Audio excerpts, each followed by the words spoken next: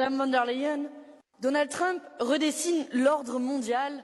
et vous lui servez de paillasson. Le président de la première puissance mondiale menace d'annexer un territoire européen, transforme la carte du monde au gré des intérêts d'une oligarchie et menace plus que jamais la paix et la sécurité. Mais, Madame von der Leyen,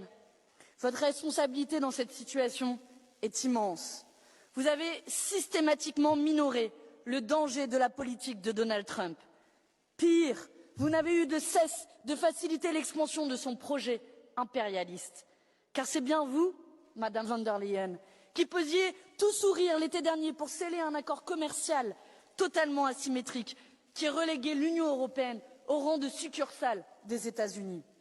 Nous vous avertissions déjà que Trump n'allait pas s'arrêter là. Vous nous promettiez prospérité et stabilité. Résultat, aujourd'hui, il reprend de plus belle sa guerre commerciale. Et non, ce n'est pas avec un accord de libre-échange avec le Mercosur qu'on va être sauvé, que vous tentez de nous imposer ici par la force. Courber les chines, cajoler Trump, voilà ce que l'Union européenne fait de mieux. Trump nous humilie et vous tendez l'autre joue. Madame von der Leyen, les ambitions impérialistes de Donald Trump au Groenland ne sont que les miroirs de la lâcheté de l'Union européenne. La servilité ne produit rien d'autre que l'extension de la loi du plus fort. Madame von der Leyen, vous continuez de considérer comme un ami un pays qui n'a à votre égard que des marques d'hostilité. Vous persistez à appeler allié un chef d'État qui est une menace pour la paix. Oui, une menace pour la paix. Les États-Unis se sont retirés de pas moins de 31 organisations des Nations Unies. L'ONU, justement, auquel Donald Trump entend substituer un conseil pour la paix et une justice privatisée au service des puissants. Le droit international vacille, il est attaqué de toutes parts. Vous avez vous-même, Madame von der Leyen, contribué à saper ses fondations en refusant de sanctionner l'État d'Israël et rendant l'Union européenne complice du génocide du peuple palestinien. Madame von der Leyen, nous refusons de devenir le 51e État des États-Unis. Il est venu le temps de cesser d'agir en vassal et de sortir de notre dépendance des États-Unis. Votre atlantisme vous a aveuglé sur les risques que les États-Unis font peser sur la stabilité du monde. Au point où vous en êtes, postulez pour devenir secrétaire d'État de Donald Trump et partez. Nous, nous occuperons de défendre les intérêts des Européens. So, Union européenne ka cide Sahel kono anya ye Niger jabarani sokan ko unana ko désormais Union européenne be AES la kodon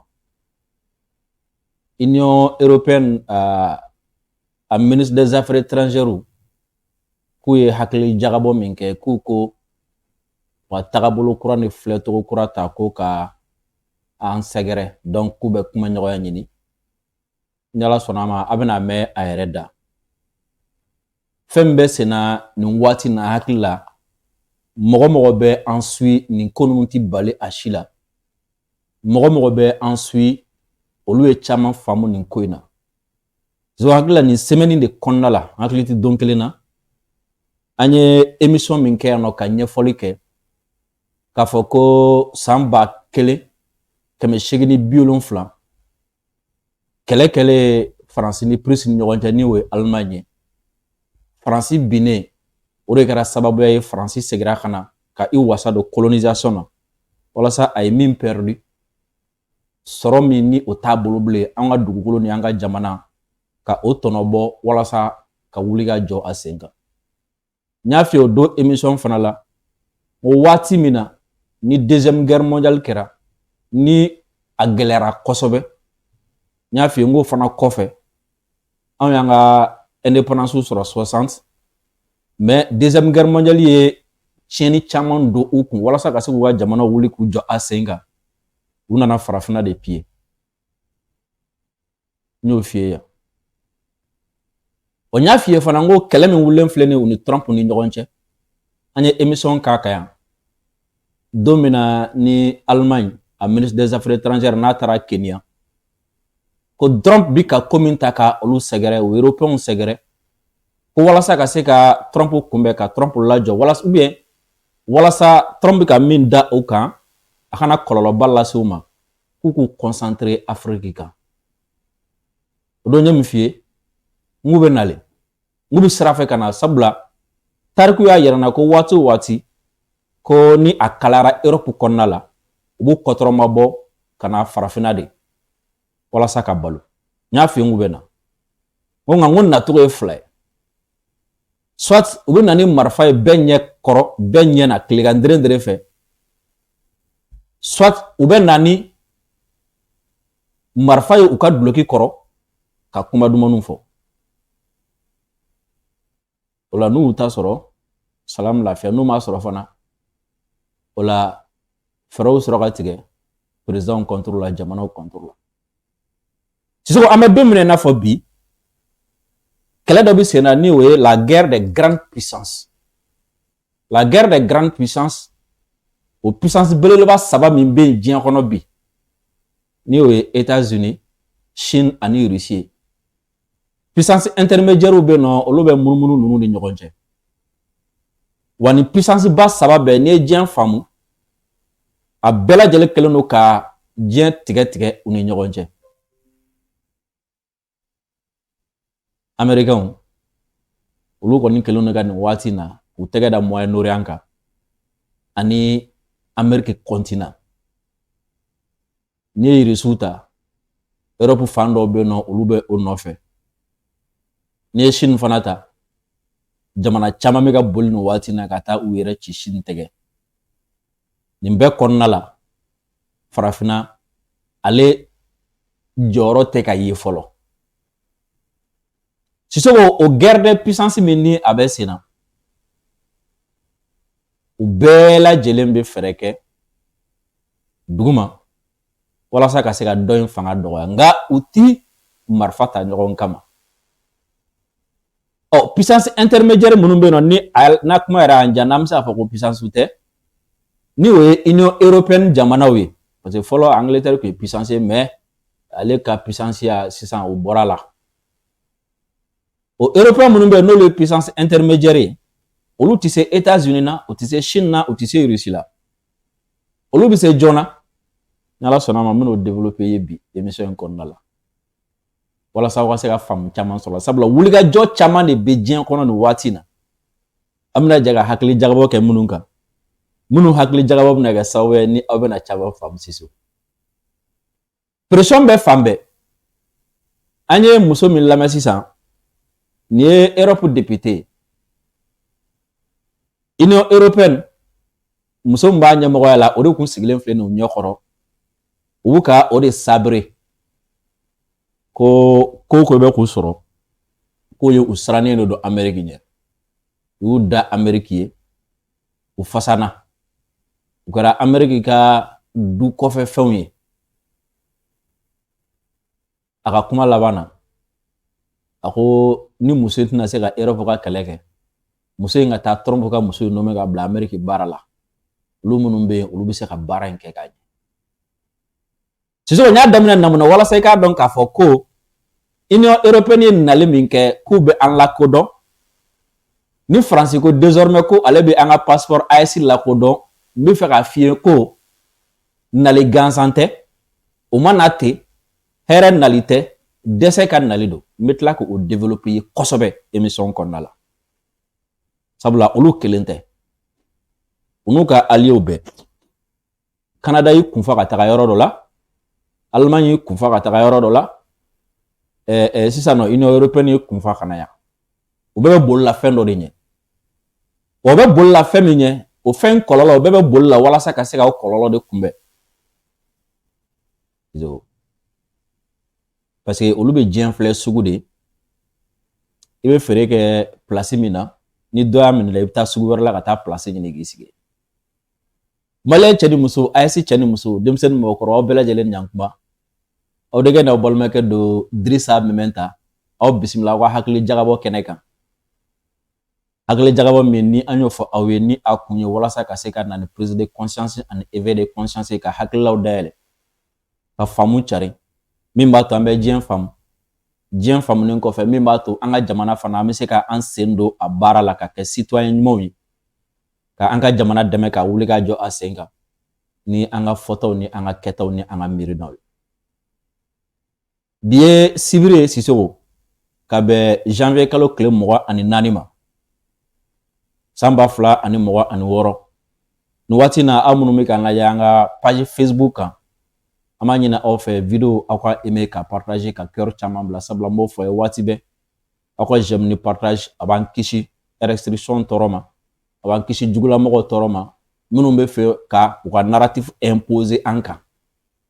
minnu bɛ fɛ olu dɔrɔn de ka kumakan ka mɛn AES ka kumakan kana mɛn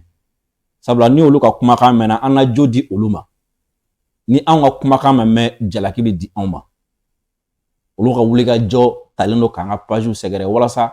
an bɛ ko o ko kɛ ka bɛɛ lajɛlen signale o la a ye video a y'a aimer aw ka partager kosɛbɛ aw kana ɲinɛ ka abonné an ka page Facebook la aw minnu bɛ ko aw bɛ k'an lajɛ an ka chaîne YouTube kan Dirisa Mementa ka ɲini aw fɛ aw ka abonné an ka chaîne YouTube la k'aw ka cloche de notification activer o la n'a an ye video bila YouTube kan YouTube b'a ci aw ma sous forme de notification a b'a lajɛ k'a sɔrɔ aw ma recherche jan kɛ boisson énergétique Pro Max ye boisson min ni a mindala ka di wa boisson min fana do a bɛ aw dɛmɛ galabu la ani farifoni na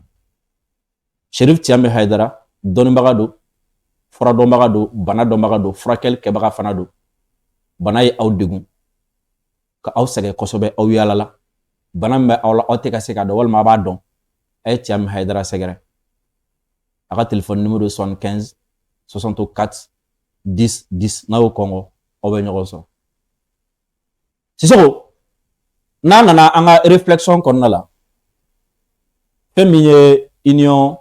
européenne ye jamana 27 u bɛ continent européen sanfɛ Angleterre tun bɛ a la olu sama ka bɔ a la o Union européenne an kɛlen k'an ka AES sigi o y'a sɔrɔ an bɛ u ka sanction kɔnɔna la sanction ko munna an ma sɔn ka taga u jimi sira fɛ fa ko jamana fanga yɛlɛmana o dɔrɔn tɛ dɛ ko an ma sɔn ka taga u sagona sira fɛ ko sɔrɔdasiw nalen AES jamana kɔnɔna la olu ko min ka kɛ o ma kɛ olu ko min ka to o ma to ko an ma sɔn ka tugu u kɔ k'an ka jamana di u ma donc ko o de la u bɛ an ɲangi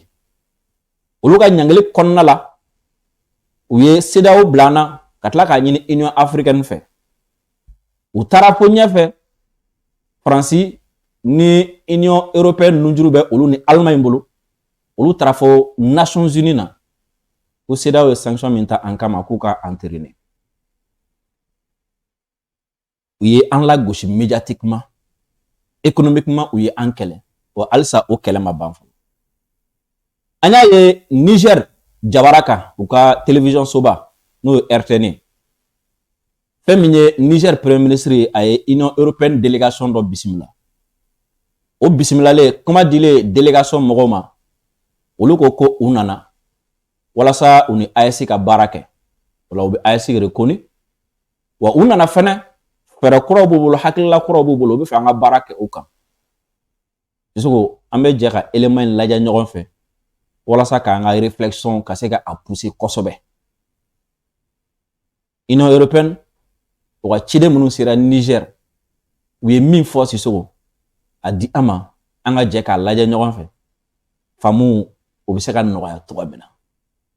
et de renforcement des engagements de l'Union européenne vis-à-vis du Niger en particulier et de la région du Sahel en général, que s'est tenue cette rencontre entre le Premier ministre, ministre de l'économie et des finances, et le représentant spécial de la dite institution auprès du Sahel. Nous avons eu la possibilité de passer en revue les relations entre l'Union européenne et le Niger, les perspectives pour 2026, puisqu'on est au début de l'année, et aussi parce qu'à la fin de l'année 2025, chez nous, en Europe, on a approuvé au niveau du Conseil de ministres des Affaires étrangères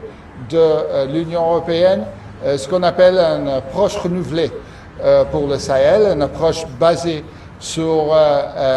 l'engagement, l'idée d'engagement avec le Sahel, une idée de renforcement du dialogue respectueux et amélioré qualitativement, parce que il me semble qu'il faut parler plus entre l'Union européenne et les pays AOS. Il faut qu'on se connaisse mieux, nos idées, nos priorités, et que la coopération en 2026 va se renforcer, basée justement sur les priorités identifiées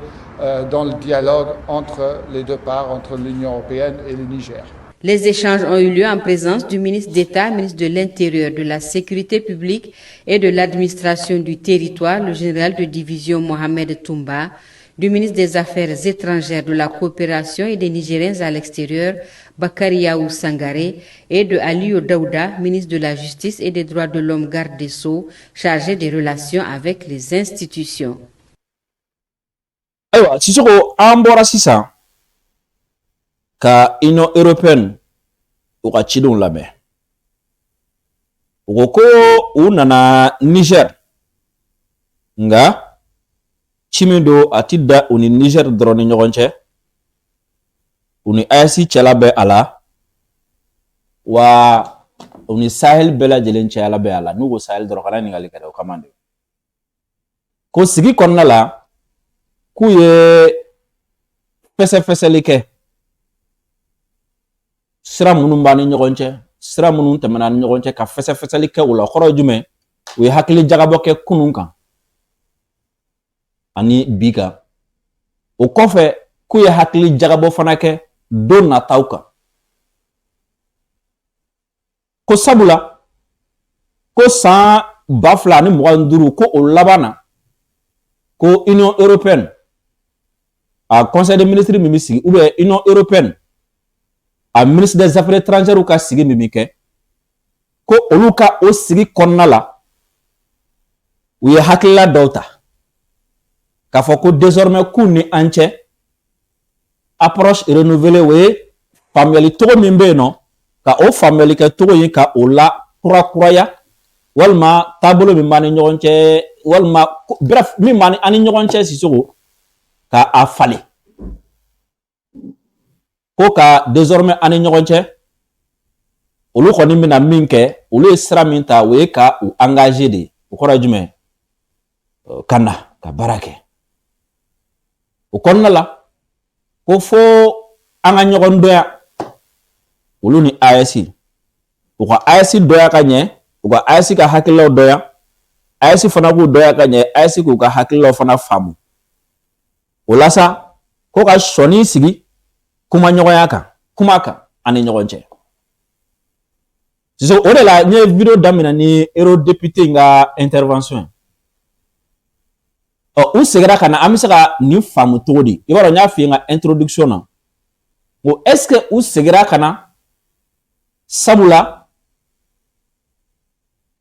u y'a faamu dɔrɔn de wa? Est-ce que u segira ka na sabula u nimisara dɔrɔn de wa? Est-ce que u segira ka na de sabula ko u segiru kɔ dɔrɔn de? Ayi, o tɛ. O tɛ. Min y'u lasegi kɔfɛ o ye jumɛn? I n'a fɔ Allemagne affaires étrangères a fɔ cogo min na, gɛlɛya de b'u ka nin waati in na. Gɛlɛya min b'u kan, u tilalen don Chine, Russie ani Amérique ni ɲɔgɔn cɛ. U ka nafasɔrɔ siraw, u ka wari sɔrɔ siraw, u ka influence tɛmɛ siraw, o fanba bɛ ka minɛ u la Amérique ni Chine ni Russie fɛ. Tɔgɔ min bɛ u la, bonya min b'u kan, o bɛ ka minɛ u la Amérique, Chine ni Russie fɛ. Fɔlɔ Europe kun ye yɔrɔ ye min gulonnen don Amérique la k'a ka sɔrɔ kɛ. Nka bi Amérique ye bamuna foni, u bɔra ka bin. U binnen u bɛ k'u sɛrɛgɛ ka fɛn dɔ ɲini. Sisan a bɛna fɔ ni mɔgɔ bɛna to ji la, a kɔni a b'a bolo kɔni a b'a bolo fili fan bɛɛ fɛ. N'a ye furaburu kelen min sɔrɔ, a t'a bila dɛ. Wa n'a ye min fana sɔrɔ n'a ɲi ye, a t'a bila. O kɔrɔ ye jumɛn? Mɔgɔ totɔla ji la, n'a ɲi ye fɛn min sɔrɔ a b'o kin. Hali n'o bɛ sa. O kɔrɔ ko ninnu filɛ nin yɔrɔ min na sisan, u bi ji de la u bɛ ka u bɔcogo ɲini donc soit u bɛ na an minɛ n'u tɛgɛ ye ou bien u b'a minɛ n'u ɲi ye o de y'u lasegin ka na u ka o lasegin kɔnɔna la désormais u ka sira tɛ droit de l'homme na bilen désormais u ka sira tɛ démocratie la bilen désormais u ka sira tɛ légalité légitimité la bilen u bɛ mun nɔfɛ dɔrɔn sɔrɔ u b'o dɔrɔn de nɔfɛ o la n y'a f'i ye n ko mɔgɔ ninnu ko kana tugu u kɔ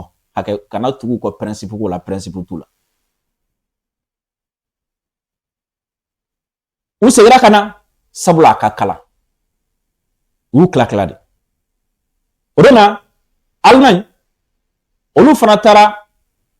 Kenya ka taa nin kuma kelen fɔ k'u nana Kenya sabula ko Américains kɛlen don k'a bilen k'a da u tigɛ k'olu dun ka jateminɛ kɔnɔna la ko sɔrɔ min bɛ farafinna k'a sɔrɔ ko ala jaga se ma kɛ o ma fɔlɔ kɔrɔlen olu kun degelen don k'u ɲɛsin farafinna ma nka u b'a kɛ cogo min na ko o kɛcogo ni tɔw ta kɛcogo kun tɛ kelen ye k'olu ta kɛcogo ni Chinois ta kɛcogo kun tɛ kelen ye o la k'olu yɛrɛ bɛn'u ta kɛcogo falen o la u bɛna ɲini tɔw fɛ sisan nɔ u bɛɛ lajɛlen ka jɛ ka u concentré farafinna kan o tɛ Européen ya Canada ale fana tun bɛ Amérique bolo i b'a fɔ a ka fini gulonyɔrɔ parce que olu bɛ Amérique donda la Canada fana ni Chine tun bɛ ɲɔgɔn na ni Amérique ye u bila ko o ko la u b'o kɛ ni Amérique ni mɔgɔ min kɛlɛla u b'o tigi kɛlɛ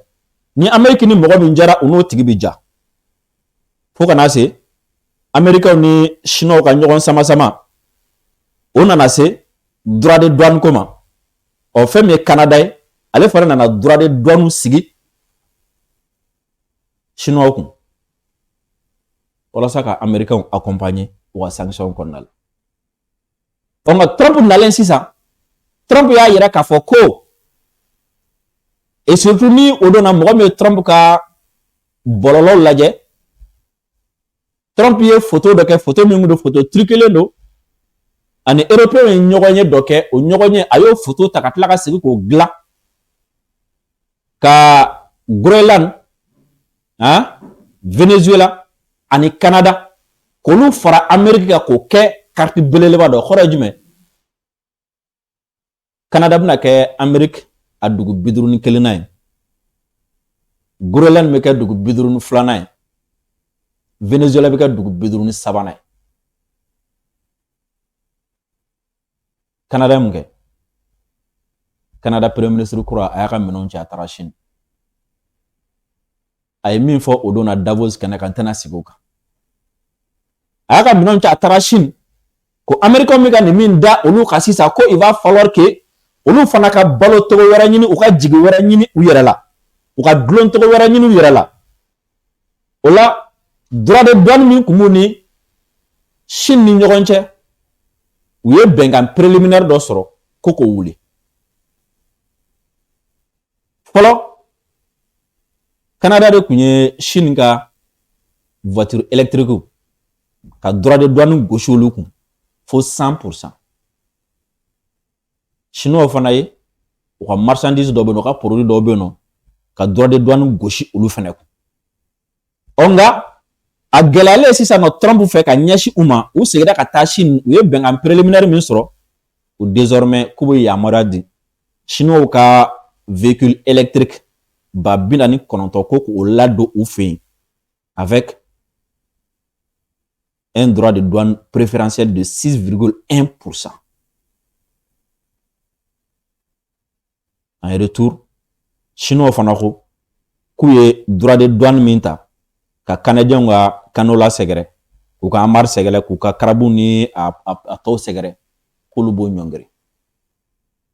Trump ko bi si jamais ni Canada ni Chine bɛnna a la k'olu bɛ Canada gosi ni droit de douane fo 100%. Yanni fiye mun kama n bɛ ka fɛ nin waati na u bɛɛ de bɛ ka bɔ ka taa balo ɲini Canada o taara Chine Brésil o taara Chine Hongrie ni tɔw olu bɛ Russie kɛrɛfɛ olu fana ni Amérique ka di hali y'a ye o don na Trump ka conseil de paix il y a olu bala bi amero minana fo bi ni ejenta jamana fanfe be kaka bodoni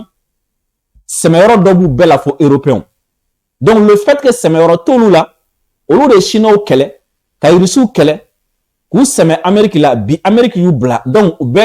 bolo nyini na obu noro bolo mina ima makoronga odona discours ya avec un chantage ke Amérique la ni Chine tagay comme si n'a fait avec Trump ok ni a galé ambulam ta Chine olangi mango principe ko bana démocratie ko bana droit de l'homme ko bana encadrement mandi bana fana bina tasi sa ne ka tu boloro nyini pour que ka do ka fo ko ni be bana démocratie ko kuma bana droit de l'homme ko kuma bana si ça soro de be anga je ka ni élément la men ñogon fe amna bemeni na sisa wasra be fe no fa sisa o soro de abe soro yoro o bi tay wanu tara en fene o bi se ka soro togo ba soro ti ana ki gono ku na ne boyan xamade jiso élément da manga la men avec un pays comme la Chine, sans sacrifier nos positions en matière de droits de la personne, droits humains. Et ça, c'est un dilemme auquel vous avez été confronté aussi. Moi, je vais être parfaitement franc avec vous ce matin, en vous disant simplement, il va falloir que nous puissions diminuer un peu notre discours des droits humains. C'est pas parce que c'est pas important, c'est important, mais essayons pour une fois, de se dire, arrêtons de prêcher à d'autres et arrêtons de dire aux autres comment ils doivent se comporter. Notre mission, dans le fond, comme pays, c'est de nous assurer économiquement de notre survie. C'est pas nécessairement et obligatoirement d'être à la fine pointe des droits humains. Il y a des institutions aux Nations Unies pour pouvoir le faire, et je pense que c'est par cette voie-là qu'on doit procéder. C'est sûr qu'il peut y avoir des cas consulaires, ça j'en doute pas. Ouais. Mais là aussi, il faut agir avec prudence et il faut être capable de s'assurer qu'on puisse avoir un dialogue continu avec les pays. Vous n'irez pas dire à votre voisin comment il doit tondre la pelouse chez lui. Vous direz à votre voisin, on va essayer d'avoir des ententes qui sont justement amicales pour qu'on puisse...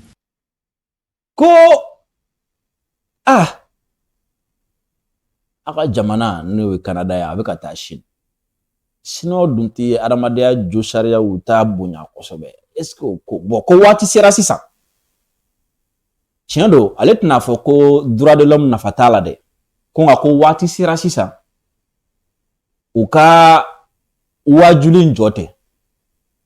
olo de biala ka fo moye ni ne kan ni ne mai ni tabolo nke ni tabolo ntoi ko wati sera sisa ko jo uku nyeshi jumema uka jamana ka here uka jamana ka soro uka jamana ti bintogo mina ola nubi tayoro mina utuna ta leçon di olu mable donc koro jume sisan boli mimbe soro boli de do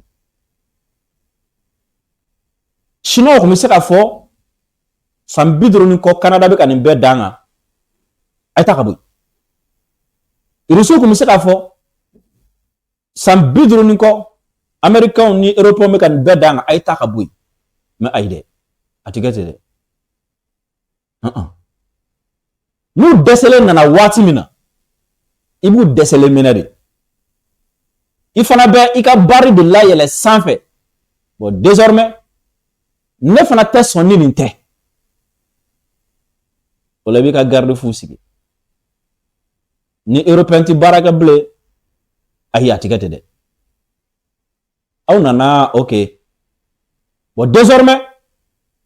ni aw ka produit kumi do on fait ou be duru de sara o bien bingani de bon à partir d'aujourd'hui na ka produit do on fait duru tere moga abe jano wa amna jemi ka siso ami jen sigi soro de ka anga politiko kuma o data la de anga tabolo ko na anga tabia dato la de taw nyesra la de anga jese économique izunu babola afaka na izunu sigia a condition fleur nga na nana ka usine kanu sigia atika sengle na maire abu dale na dona ni tamaro isiso an fana bita atika fere awma na dona ni shingome an fana bita shi fere awma abaka suku dale anyi o dorante de kan usine bobolo technologie anti baraka no table de wanti baraka no table de na téléphone kelen sa bolo iba dlanto irana ni bi so ma do ni tu so ma fana ta je ka bo mo ka chan jama ka chan ka chan mo ko kan kono ko ijana na am bolo no blo 7 la Sissoko folo 2024 sujet humain de ko ka dien dominer immigration te kaba gana sisa iklobi immigration ko kuma na blewa folo Union européenne nous kun nana dron kuma kele ne kumuda immigration aga mo balu kana ta anfay yo tlobo lable immigration ko kuma ma doya aha ni abe faka na baraka anfe amanga dele abaka dele visa ditu aba elema ore de visa scrolli kan no awa mo ma kana anfe to na ba no awa mo ma ka tafe wa aka commerçant mi anfe to na aka commerçant mi anfe te non désormais il y a pas de te amadade kaboso wala bébé soroke fo bébé soroke mais nana an sigira kana bon on de umana de taro de tout lablé ou décelé nana o amu décelé minade famu décelé minade katla ka dawku ba takata ati dusu teo jenti géré ni dusu économie ti géré ni dusu abi géré ni kungolo de wazo donc abli kuna ko umana herela umana kankaduye amade ka bleu dare kuma se anfe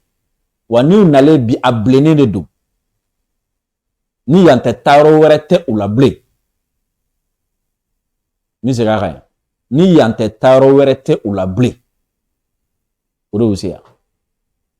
ola anfana kanga do anga ngukume tromina anga ngukume ni condition munu ye anfana kanga do anga profiter ni wati nu fe ka femi yelama Union européenne nana ko yo AES la ko do umo ke anka made o yake AES ka ressources kama umo ke anka made o yake AES voix de kama parce que AES est entité politique do entité géopolitique do entité diplomatique do entité économique do o yake o de kama parce que ni wati na fana sisoko o bi yala la ka kuma kan nyini ni ngo kuma ka ojume ka o mo be mogo do ka kan fara utaka taro ni ba fam ni wati na wala saka to kumbe parce que ni Europe sera ka Afrique fara ayereka abise ka Amerique kumbe nu sera ka Afrique fara yereka obise ka Chine kumbe nu sera ka Afrique fara yereka obise ka Russie kumbe mais utna na se ka Chine fara uka ka Russie kumbe wala ma ka États-Unis kumbe tange trombe utana se ka Amerique fara uka ka Chine kumbe ka Russie kumbe wa utana se ka Russie ni Chine fara uka ka Amerique kumbe ba ni ka John Farouka sa Afrique parce que ba don to labeni no to na to farale no nyonga to na Afrique ma fara no ate comme wa sra horobe u teme dugmana fe minu fe ka khoro ka Afrique ko nyaga me olube Première guerre mondiale, oui, Afrique Farouk a 3 000. Deuxième guerre mondiale, oui, Farouk a 3 000. 2026, oui, Farouk a T. Première guerre mondiale, oui, sera indépendance Tamoul. Deuxième guerre mondiale, oui, sera indépendance Tamoul. Mur de Berlin, Bimati Mina. Et oui, sera un colonialisme du Baron. Et François Nanadron, désormais, au mur de Berlin, Bina. À partir d'aujourd'hui, bon, hey, oh, na abido démocratie de kono jagu ya.